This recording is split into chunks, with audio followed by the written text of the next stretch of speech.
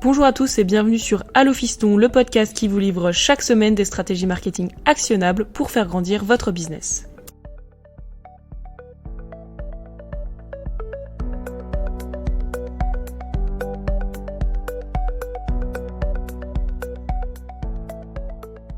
Vous commencez pas par le quoi, vous commencez pas par expliquer quel est votre produit, vous commencez par expliquer pourquoi vous le faites. Start with why.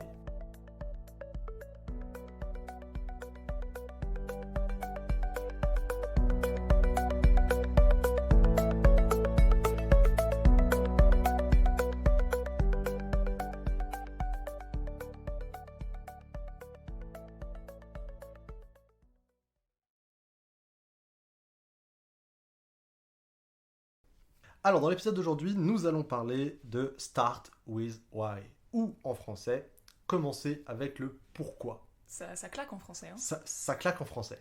Alors, c'est un concept qui est tiré, qui a été inventé ou popularisé en tout cas, par un entrepreneur américain qui s'appelle Simon Sinek, ou Simon Sinek en français, je ne sais pas.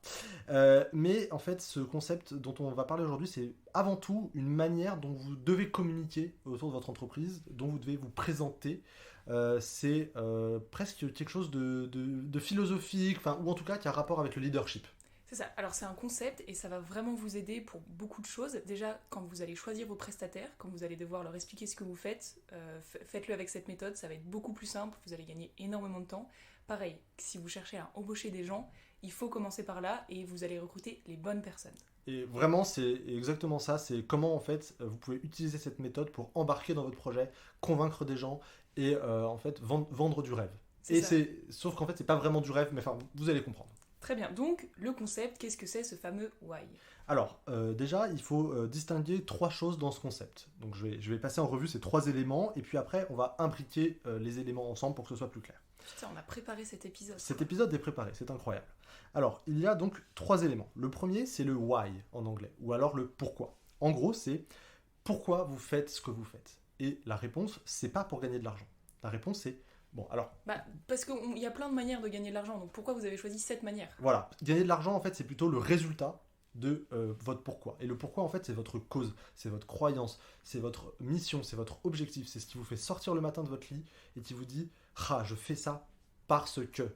Et c'est pas « je fais ça parce que je gagne de l'argent ». Je gagne de l'argent en conclusion, en résultat de la grande cause supérieure pour laquelle je me bats. Ça, c'est le pourquoi. Et surtout, le pourquoi, donc c'est pas je me lève pour gagner de l'argent, ça peut être je me lève parce que je suis instituteur, donc je me lève pour aller enseigner une classe. Et bah c'est pas ça votre pourquoi, vous ne levez pas pour aller enseigner à des enfants, c'est vraiment la croyance derrière.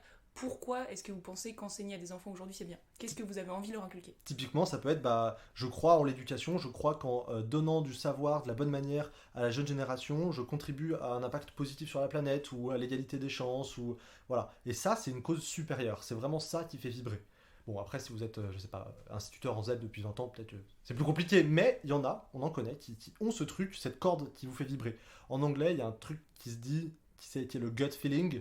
C'est le feeling qui vient des tripes, quoi. Cette énergie qui vient du ventre et qui normalement fait vibrer, quoi. Un peu comme les papillons quand on est amoureux. C'est un peu ça. Et alors votre why, ça peut être aussi simple que j'ai envie de rendre les gens heureux. Complètement. Et je crois, c'est dans mes tripes, je suis persuadée que ce que je fais aujourd'hui, ça rend les gens heureux. Absolument, je n'aurais pas dit mieux. Ça, c'était le premier élément du concept. La deuxième brique, c'est le comment. En anglais, le how. En gros, c'est comment vous réalisez cet objectif. C'est très simple. Et surtout, quelle est la différence de la manière dont vous le réalisez par rapport aux autres. On pourrait prendre un concept marketing là-dessus qui serait votre proposition de valeur unique. C'est en gros votre élément différenciant. Et puis... Et c'est très concret en fait. Qu'est-ce que tous les exactement. jours, au jour le jour, quelles sont vos tâches, qu'est-ce que vous faites ? Si par exemple, on reprend l'exemple de l'instituteur, c'est je sais que moi, mes cours, je les fais d'une manière différente de tout le monde parce que je vais faire 0% de cours théoriques, c'est que des cas pratiques, c'est que des mises en situation, c'est que voilà, ça peut être ce genre de choses. Et puis la dernière chose, c'est le truc le plus c'est l'élément le plus facile à comprendre, c'est la brique du quoi. Qu'est-ce que vous faites concrètement ? Qu'est-ce que vous offrez comme produit, comme service ? C'est assez simple. Si vous êtes éducateur, enseignant, vous offrez une prestation d'éducation, on pourrait dire. C'est un peu étonnant, voilà. Formulé de manière étonnante, mais vous comprenez l'idée. Et souvent, c'est vers le what qu'on s'oriente le plus parce que c'est le plus facile. Et donc nous, on vous a présenté un entonnoir qui va du plus spécifique, du plus important ou un peu le plus large, et en fait on peut reverse engineering tout ça. Parce que très souvent, en fait, la majorité, en fait c'est simple, c'est-à-dire que la majorité des entreprises, si on se remet dans un cadre d'entreprise, enfin, même pas la majorité, c'est-à-dire que 100% des entreprises savent ce qu'elles font, ce qu'elles vendent. Elles savent ce qu'elles vendent, elles vendent des stylos, elles vendent des tables, des chaises, elles vendent du consulting, elles vendent des clics, elles savent ce qu'elles font, tout le monde sait. Il y en a un petit peu moins qui savent comment elles le font, c'est-à-dire qu'est-ce qui est différenciant dans la manière dont elles le font. Et donc là, c'est la brique du how, du comment. Et puis, il y en a très peu qui savent pourquoi elles le font. C'est-à-dire qu'il y en a très peu qui savent quelle est la raison profonde derrière leur action, derrière leur business. C'est quoi leur cause, c'est quoi leur but. Il y en a assez peu qui le savent. Parce qu'il y en a assez peu qui l'ont, en fait, si tu réfléchis bien. Il y en a assez peu qui se sont posés la question, peut-être. Alors, voilà, grosso modo, la plupart des gens, ils raisonnent, en fait, comme on a dit, du what, de ce que je fais, vers comment je le fais et pourquoi je le fais. Et généralement, ils présentent au monde, moi, je vends des tables, mes tables, elles sont en bois de chêne, est-ce que vous voulez en acheter une? C'est le quoi, le comment, et puis, vous voulez acheter quelque chose? Voilà. Alors, pour vraiment capter, un bon exemple qu'on peut prendre, c'est peut-être celui d'Apple, où ils ont vraiment, ils ont un peu tué le game, quoi. Apple, voilà, c'est presque un exemple qui est trop facile à prendre quand on parle de marketing. Mais en même temps, c'est tellement emblématique de cette méthode de communication qu'on ne peut pas ne pas le prendre. Alors, Apple, comment ils disent? Il y a deux manières de présenter les choses. La manière traditionnelle, celle qu'on a décrite, c'est écoutez, en fait, on fait des ordinateurs super. Ces ordinateurs, ils sont super intuitifs, ils sont faciles à utiliser, ils sont beaux. Est-ce que vous voulez en acheter un? Ça, c'est la manière traditionnelle. Et puis, donc, là où la méthode prend tout son sens, c'est quand on fait l'inverse. Et c'est donc là que Simon Sinek dit, et c'est tout le concept, vous commencez pas par le quoi, vous commencez pas par expliquer quel est votre produit, vous commencez par expliquer pourquoi vous le faites. Start with why. Commencez par le pourquoi. Alors, on va reprendre l'exemple d'Apple en commençant par le pourquoi. Apple, leur truc, c'est tout ce qu'on fait, on le fait parce qu'on croit dans le fait de challenger le status quo, d'aller plus loin, de faire mieux, de remettre en question les choses établies pour disrupter. C'est ça notre why, c'est ça qu'on veut faire. Comment on le fait? On challenge le statu quo en faisant des produits intuitifs, élégants, faciles à utiliser. Et petite parenthèse, c'est d'autant plus vrai que quand l'informatique est née, Apple était un monstre parce qu'il faisait des ordinateurs qui n'avaient rien à voir avec ceux de l'époque. Les tout premiers Mac qui étaient les gros avec un derrière bleu, je sais pas si tu te souviens, Emeline. Un petit peu. C'était de mon époque. Voilà. À l'époque, c'était extrêmement novateur parce que c'était facile à utiliser, c'était beau, c'était design. Et c'était pas que pour les geeks. Mais les geeks pouvaient comprendre Exactement. À quel point c'était révolutionnaire. Exactement. Et du coup, ils disent, nous on veut challenger le status quo parce qu'on croit dans le fait de faire toujours mieux pour l'humanité presque. On fait ça en faisant des produits qui sont beaux, intuitifs, faciles à utiliser, élégants. Et la majorité de ces produits, c'est des ordinateurs. Vous voulez en acheter un? Et donc, toute la magie, selon Simon Sinek, c'est que en commençant par présenter le pourquoi, en fait, vous vous mettez dans une position de leader. Vous donnez un but. On n'est pas loin de la psychologie des foules, entre guillemets. C'est-à-dire qu'il faut embarquer les gens. On ne peut pas convaincre, on ne peut pas lancer une aventure avec des platitudes, avec des mots tièdes. Il faut faire croire dans une cause supérieure. Et donc, c'est en fait l'idée de cette méthode du Start with Why, c'est donner une cause supérieure aux gens pour laquelle ils vont se lever ce matin et ils vont se battre pour vous. Et donc, comme on disait au début de l'épisode, ça vous pouvez l'appliquer de partout. C'est-à-dire, il y a des publicités qui le font très très bien, et c'est souvent celles qui remportent des awards, parce que oui, il y a des awards pour la publicité.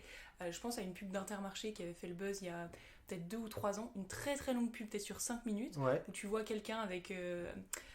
c'est une caissière et tout, et tu vois un mec qui revient, qui va voir la caissière, et en fait... C'est une pub pour Intermarché, mais ça on ne sait qu'à la fin, et c'est une histoire d'amour. Et qu'est-ce qu'ils disent? Ils disent juste qu'on est des magasins de proximité, où les gens vont souvent, où il y a du lien qui se crée, on est au cœur de votre vie, et on rapproche les gens. Et en fait, derrière ça, on se rend compte que le Start with Why, d'un point de vue beaucoup plus concret, c'est mettez en avant d'abord l'émotion.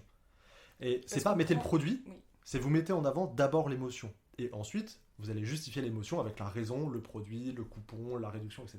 Mais... il faut pas trop sombrer dans l'émotion non plus. C'est vrai est-ce que ça t'est déjà arrivé de voir une pub pour parfum ou une pub pour voiture et tu dis j'ai aucune idée de ce qu'on vient de me montrer. Parfois la ficelle est trop grosse. Voilà. Mais il faut commencer par l'émotion. Et alors vous pouvez faire ça en pub, vous pouvez faire ça comme je disais au début de l'épisode pour embaucher quelqu'un, mais surtout dans vos pitchs de vente. Imaginez, vous avez ça peut être une agence ou autre chose, mais ou même vous faites un devis et vous avez plein de concurrents et vous n'allez pas juste dire moi je vais répondre à votre problème comme ça. Vous allez dire moi c'est ce que je fais, c'est qui je suis, je travaille comme ça et il s'avère que je peux répondre à votre besoin. Et cette manière de présenter les choses, en fait, elle a un énorme avantage, c'est qu'elle est déjà différenciante parce qu'il y a très peu de gens sur le marché qui fonctionnent comme ça. Parce qu'on va pas se mentir, c'est dur en fait. Trouver le why, c'est pas quelque chose que vous pouvez faire dans la minute. Ça nécessite en fait de vous poser la question de, au fond de moi, c'est quoi ce qui m'anime ? Et est-ce que ce qui m'anime, ça se retransmet dans mon entreprise, dans mon projet ? Et est-ce que en fait mon projet répond à une cause supérieure ? Et ça, c'est dangereux parce que des fois, c'est pas des questions qu'on a envie de se poser. Et puis des fois, quand tu trouves la réponse, tu te rends compte que les gens autour de toi sont pas alignés. Et du coup, il faut parfois prendre des décisions. Voilà. Bon, écoutez, c'est tout pour ce petit épisode. Je pense qu'il doit pas être extrêmement long. On est sur 10 minutes, mais voilà. C'est pas mal. Si vous voulez, il y a une excellente TED Talk de Simon Sinek. Et il y a son bouquin, mais la TED Talk est quand même vraiment pas mal. Alors, c'est très simple. Pour retrouver son TED Talk, vous tapez tout simplement sur Internet « Start with Why ». Commencez par le pourquoi. Alors je sais pas si vous tapez ça en français, vous allez le trouver. Je suis pas sûre. Mais vous tapez Start with Why. Je crois qu'il n'a pas été traduit en fait. C'est un podcast, enfin c'est une vidéo pardon qui est en anglais mais il y a des sous-titres. Oui. Voilà. Et on s'excuse pour les ambulances en arrière-plan parce que Covid en fait, donc on n'a pas la main dessus. Mais... on espère que tout le monde va bien. Voilà, c'est ça. Bon allez, merci à tous d'avoir suivi et puis comme d'habitude, si l'épisode vous a plu, on compte sur vous pour vous abonner, en parler autour de vous et nous, on vous dit à la semaine prochaine. Ciao.